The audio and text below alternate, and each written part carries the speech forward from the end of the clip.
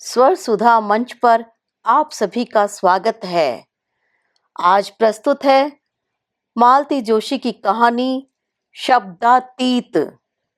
सुनो, सो गई क्या? इन्होंने मेज पर काम करते करते ही आवाज दी। क्या है? मैंने आवाज में आलस भरकर कहा। इतनी रात गए, अब किसी इंटरेस्टिंग केस का भीतर बाहर समझने की शक्ति मुझ में नहीं थी। वह चिट्ठी लिख दी क्या तुमने? सुनकर मैं भीतर तक काठ हो आई। पहले से जानती तो उत्तर ही न देती। एक पत्र लिखना है और तुम्हें 3 दिन से फुर्सत ही नहीं हो रही। पर आपको क्या, मुझे क्या पड़ी है? 3 दिन से बाबूजी के नाम से पत्र लिख रखा है। तुम माँ जी के लिए 2 शब्द लिख देती तो कल पोस्ट कर देता। आप 20 पैसे की बचत चाह रहे होंगे तो यह नहीं हो सकता। मुझे लंबा पत्र लिखना है और अलग से लिखना है। तीर निशाने पर बैठा था। एज यू लाइक कहकर वे फिर फाइलों में डूब गए। पर मेरी नींद, जिसने 3-4 दिन बाद आज मुझ पर कृपा चाही थी, फिर दूर भाग गई। मैं छत की कड़ियां गिनते हुए पत्र का मजमून बनाने लगी जो मुझे माँ को लिखना था। पूज्यनीय माँ, अभी कुछ दिन हुए पूज्य बाबूजी का पत्र मिला। यह जानकर अत्यंत दुख हुआ कि पूज्य मामा जी का एक भीषण आघात में देहावसान हो गया। उनकी असामयिक मृत्यु अचानक भान हो आया। यह तो मेरा पत्र नहीं है, यह तो इनके ही पत्र की प्रतिध्वनि मात्र है। मेरा अंतर्मन तो कुछ दूसरी ही बात लिख रहा था। नई माँ, तुम्हें नई माँ कहलाना पसंद नहीं है न? पर क्या करूं, तुम्हें सिर्फ माँ कहकर पुकारते हुए हमेशा जबान लड़खड़ा जाती है। बाबूजी का पत्र आया है। उसकी मृत्यु का आघात इतना अधिक था कि अपघात का वृतांत पढ़ा ही नहीं गया तो वह चला गया। वह जिसने नीरस बचपन के कुछ क्षणों को रस और रंग से भर दिया था, जो कुछ दिनों के लिए मेरे लिए गुरु, सखा, बंधु सभी कुछ था। जो कुछ उससे पाया, उससे ऋण होने का तो प्रश्न ही नहीं उठता। धन्यवाद भी कर सकती तो। धन्यवाद तो माँ तुम्हारा भी करना है। प्रथम परिचय की सूत्रधार तुम ही तो थी। घंटी बजते ही सारी चिड़ियां फुर्र से घोंसलों की ओर उड़ गई थी। मैं टांगों को घसीटती, कंधे पर बस्ते को लथेड़ती हुई घर की ओर चली जा रही थी। दिल करता था रात तक स्कूल चला करे तो कैसा हो। तब घर जाकर खाना और सोना 2 ही काम रह जाएंगे। पता नहीं क्यों घर एक जेल खाना जैसा लगता। निरंतर बीमारी से जूझती माँ जब जीवित थी तब भी वहां कोई आकर्षण नहीं था। उनकी मृत्यु के बाद तो सारे बंधन मानो टूट से गए। बाबूजी उन दिनों पराये से लगते। तुम थी, पर मेरे लिए तुम्हारा अस्तित्व माँ की मृत्यु के बाद बारी से घर में रहने वाली बुआ, नानी या रिश्ते की किसी दादी से अलग नहीं था। इन सब के साथ एडजस्ट होते होते मेरा बाल मन पस्त हो जाता था। फिर तुम्हारे नाम के साथ सौतेला शब्द मेरी कल्पना में कई करुण कहानियों का सृजन करता था। तो सदा की भांति उस दिन भी मैंने बुझे हुए मन से घर में प्रवेश किया।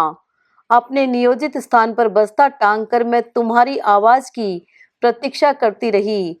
मेरे बच्चे तो स्कूल से आते ही बस्ते जहां तहां पटक कर पहले खाने की फरमाइश करते हैं, पर मेरे बचपन की भूख न जाने कहाँ खो गई थी। कुमुद, आई माँ, यहाँ नई कहते कहते अक्सर जबान काट लेती थी। रसोई में रोज की तरह आसन लगाकर मेरे लिए दूध नाश्ता रखा हुआ था। बेटे, अपने मामा जी को भी आवाज दे ले, तुमने कहा। तब देखा कि आसन 2 लगे हैं। उसी निर्लिप्त भाव से लौटकर सारा घर देख आई, पर मामा जी का पता न था। शैतान कहीं निकल तो नहीं गया? विनोद, तुम्हारी धारदार किंतु महीन आवाज घर में गूंजी और दूसरे ही क्षण रसोई के दरवाजे पर नीला हाफ शर्ट और सफेद हाफ पैंट पहने एक लड़का खड़ा था। तो यह बुद्धू राम थे।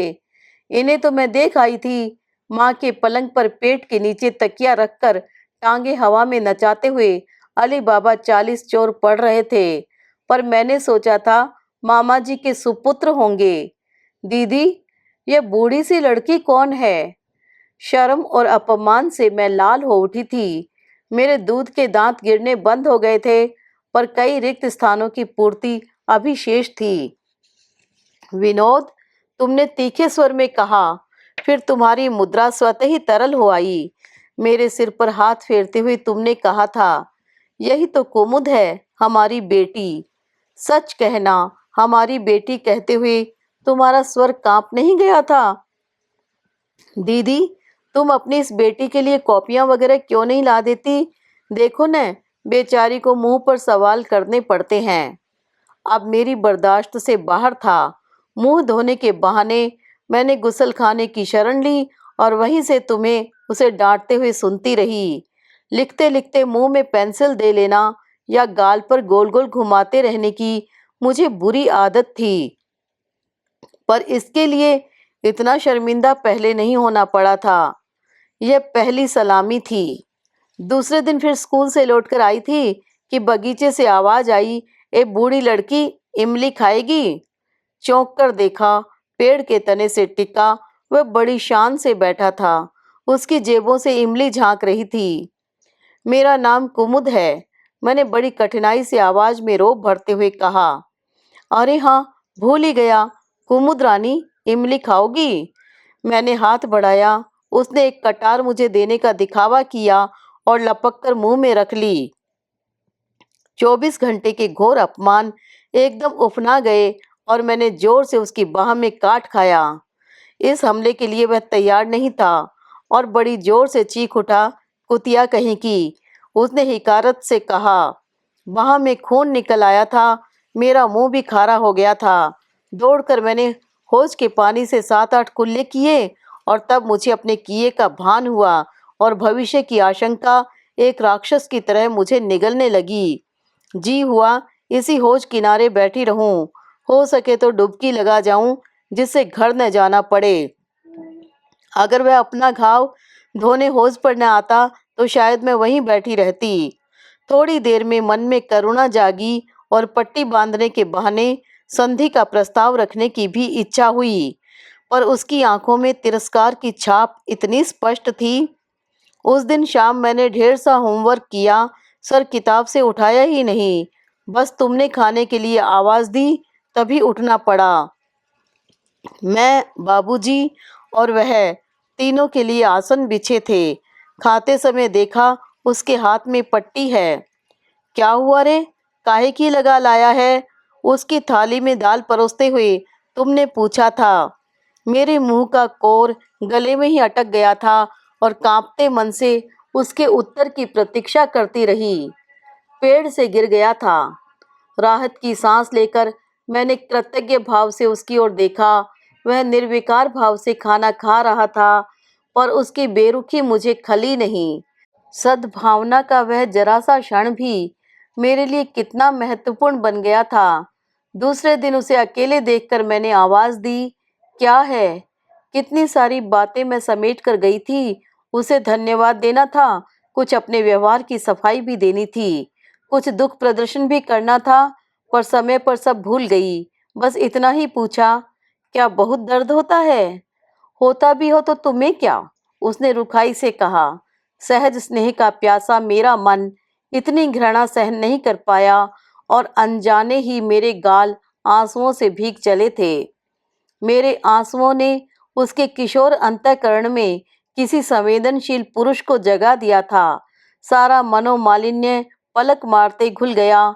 पता ही नहीं चला उसने कब मुझे कुम्मी और मैंने उसे विनोद कहना प्रारंभ कर दिया था। तू हमेशा रोनी सी सूरत क्यों बनाई रहती है? तभी तो छेड़ने का मन होता है, विनोद ने कहा था। माँ की याद जो आती है। मैंने जो जवाब सूझा दे दिया। दरअसल मैं खुद नहीं जानती थी कि मुझे क्या दुख है, बस कसक सी अनुभव करती थी।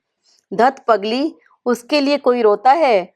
मुझे देख, पापा कितना याद आते हैं, पर हमेशा हंसता रहता हूँ।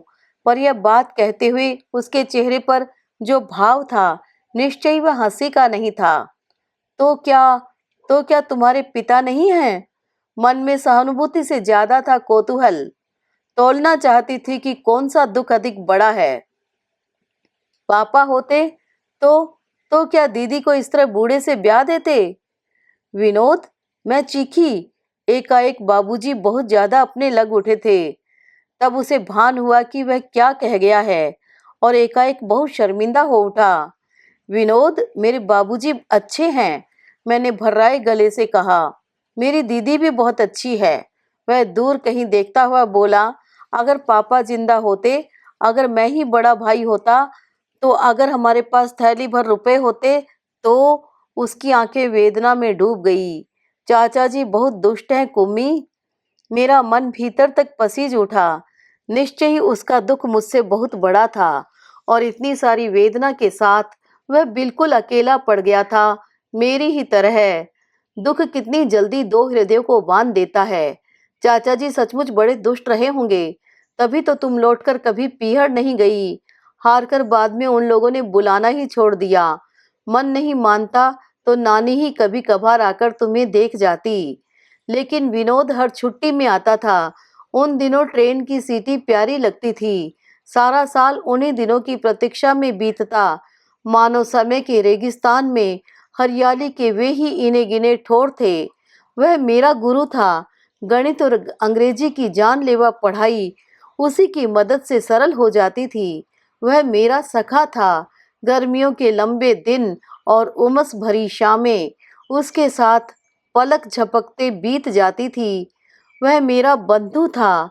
सहेलियों की कुट्टी मिट्टी से लेकर किसी राह चलते मजनू की शिकायत तक सब कुछ वह एक सी तन्मयता से सुनता।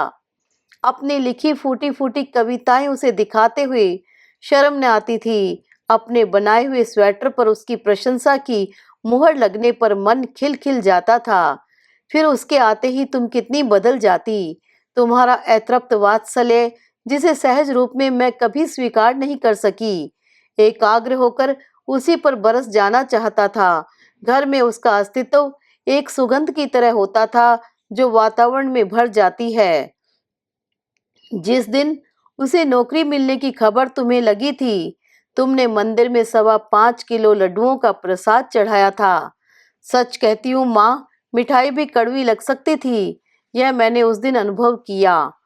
विद्यार्थी जीवन में अनायास ही मिलने वाली लंबी छुट्टियां उससे छिन गई थी और मैं उसी का मातम मना रही थी। पता नहीं उसने इस अभाव को जाना भी कि नहीं। शायद अपने पैरों पर खड़े होने का सुख, माँ को चाचा की दास्ता से मुक्त करने का सुख अधिक बड़ा हो, क्योंकि नौकरी मिलने के बाद वाली उसकी हर चिट्ठी उमंग और खुशी से भरपूर होती थी। हर चिट्ठी में मेरठ आने का निमंत्रण होता, तुम बराबर टाल जाती। मैके वालों के प्रति तुम्हारा आक्रोश मानो अब भी उतना ही ताजा था। तब एक दिन उसका अल्टीमेटम आया, दीदी मेरी बहुत इच्छा है कि इस बार राखी मेरे अपने घर में मनाई जाए। तुम न आई तो समझ लो यह मेरा आखिरी पत्र होगा।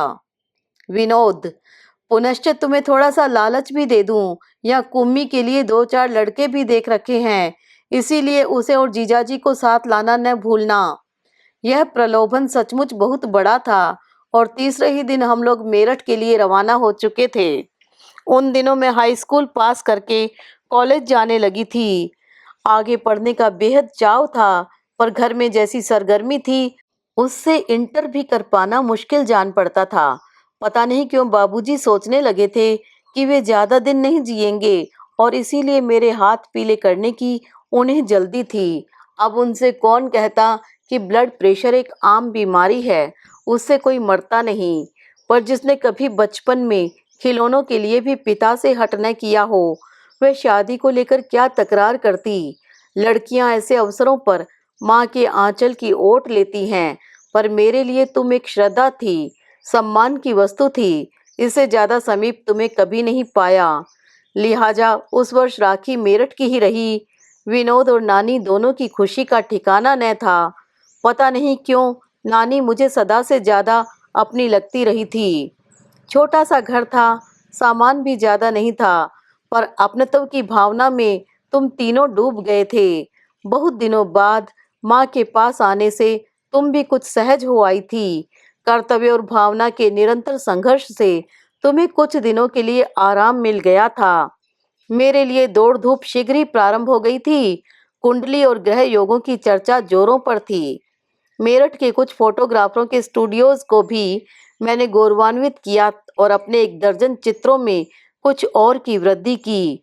सारा मोहल्ला ही मुझे विवाह इच्छुक कन्या के रूप में जान गया था, क्योंकि जो भी मिलता किसी अच्छे घर का पता दिए बिना नहीं रहता। तुमने तो पूरी एक लिस्ट ही बना ली थी, जिसमें लाल और नीली स्याही से उत्तम और मध्यम घरों पर चिन्ह लगाए गए थे। तुम लोग कभी 2 कभी 3 का ग्रुप बनाकर इस मिशन पर निकल पड़ते। आए दिन घर पर प्रदर्शन होता और रात देर तक सम्मानित अतिथियों पर टीका टिप्पणी होती। जो लोग तुम्हारी इस श्यामांगनी को स्वीकारने में अपनी असमर्थता बताते, उन्हें अपने 7 पुश्तों सहित नानी की सरस्वती में गोता लगाना पड़ता। जो लोग कुछ हजार रुपयों के एवज में मुझ पर अनुग्रह करने की तत्परता दिखाते, उन पर तुम्हारा और विनोद का रोब उमड़ पड़ता। विवाह की समस्या अपनी समस्त कुरूपता के साथ तुम्हारी आंखों के सामने नाच उठती थी, परंतु मेरे सिर पर बाबूजी थे। शायद इसीलिए मेरे कल्याण के प्रति तुम अधिक सजग हो उठी थी। अन्याय की आंच में जीवन भर तप कर तुमने अन्याय से लोहा लेना सीख लिया था। हफ्तों की दौड़ धूप के बाद एक दिन विनोद हाँफता हुआ घर में घुसा। दीदी, ओ दीदी, कहाँ हो? जल्दी से मिठाई के लिए पैसे निकालो। क्या है? क्या हो गया?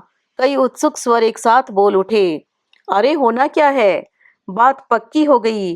दरवाजे पर रोज रोज धरना देकर मित्र महाराज को तुम्हारी इस काली कलूटी लड़की के लिए पटा लाया हूँ। और कोई दिन होता तो तुम और नानी इस काली कलूटी के लिए उस पर बरस पड़ती, पर उस दिन खुशी के ज्वार में उसका यह अपराध बह गया। हाय सच, तुम बस इतना कह पाई थी। हाँ, और अब जल्दी से मेरे लिए 2 जोड़ी जूतों का इंतजाम करो। इनकी हालत देखो क्या हो गई। कहते हुए उसने धूल से अटे हुए अपने जूतों का नाटकीय प्रदर्शन किया। तू जूतों की कह रहा है? तेरे लिए तो सूट सिलवाऊंगी। तूने वो काम किया है। तुम्हारी खुशी चेहरे से फूटी पड़ रही थी। सूट तो बनवाना ही पड़ेगा। उनके यहाँ इतनी बार गया हूँ कि मेरे कपड़े वे देख चुके हैं। अरे कोई पानी वानी तो पिलाओ, धूप में सिक कर आया हूँ। फौरन भाग दौड़ शुरू हो गई। नानी ने पड़ोस के लड़के को भेजकर बर्फ मंगाया। मैंने कैरी घोलकर शरबत बनाया। तुम बरामदे में बैठे बाबूजी को यह सुसंवाद देने चली गई। शरबत लेकर मैं कमरे में गई, तब वह निढाल होकर बिस्तर पर पड़ा था। गिलास लेते हुए बोला, वाह, लड़कियों की भी क्या तकदीर होती है। डॉक्टरी पास की नहीं और डॉक्टरनी बन गई। अरे करमजली, थोड़ा हंस तो दिया कर। यहाँ तो दौड़ दौड़ कर तलवे घिस गए और इनकी शक्ल पर देखो तो वही 12 बज रहे हैं। तो कहा किसने था आपसे? यूं ही तब से एहसान जता रहे हैं। मैंने तुनक कर कहा, काली कलूटी वाला शल्य अभी भी साल रहा था। अच्छा जी, थैंक्स तो देना दूर, ऊपर से यह तुर्रा। उसके हाथ से गिलास लेकर मैं लौटने ही वाली थी कि उसने मेरा हाथ पकड़ लिया। कुम्मी? उसका स्वर इतना बदला हुआ था कि मैं चौंक गई। उसका चेहरा एकाएक गंभीर हो गया था।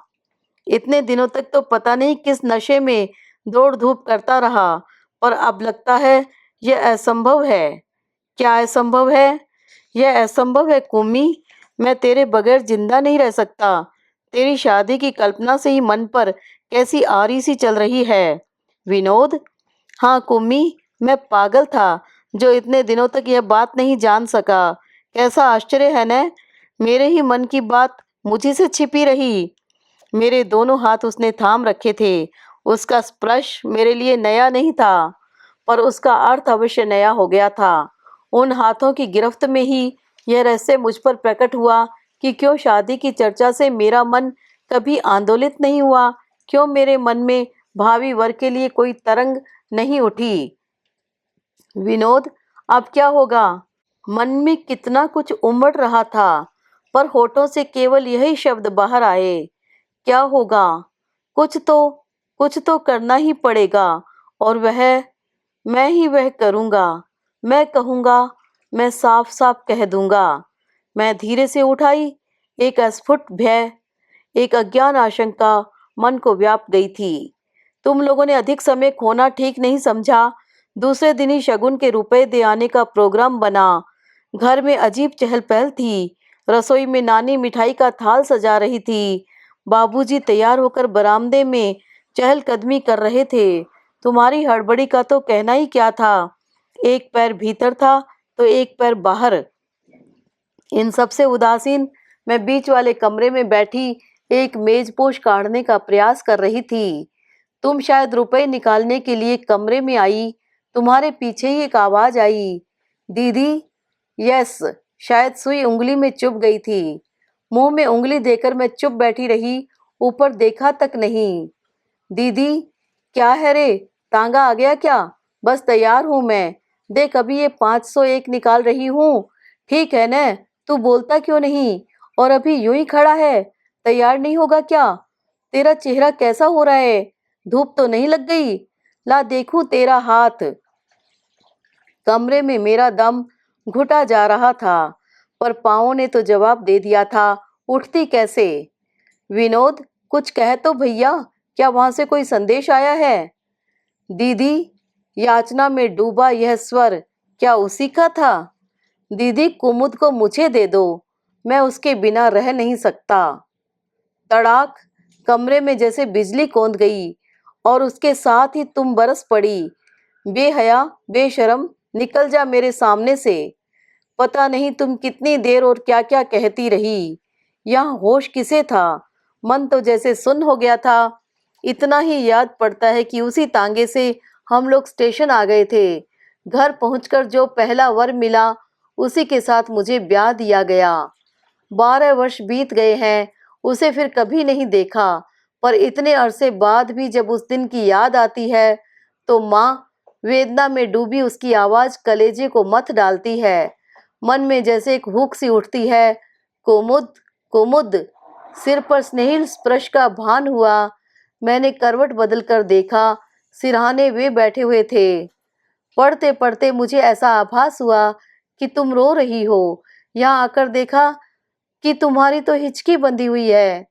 आंसुओं से भीगा अपना मुंह मैंने दोनों हाथों से ढांपने की चेष्टा की, पर उन्होंने मेरे हाथ पकड़ लिए और थपथपाते हुए बोले, I can very well understand your feelings. Lakh खून का न सही, रिश्ता आखिर रिश्ता होता है। फिर भी कहूँगा, you have borne it bravely. मैं निशब्द होकर उनकी संवेदना झेलती रही।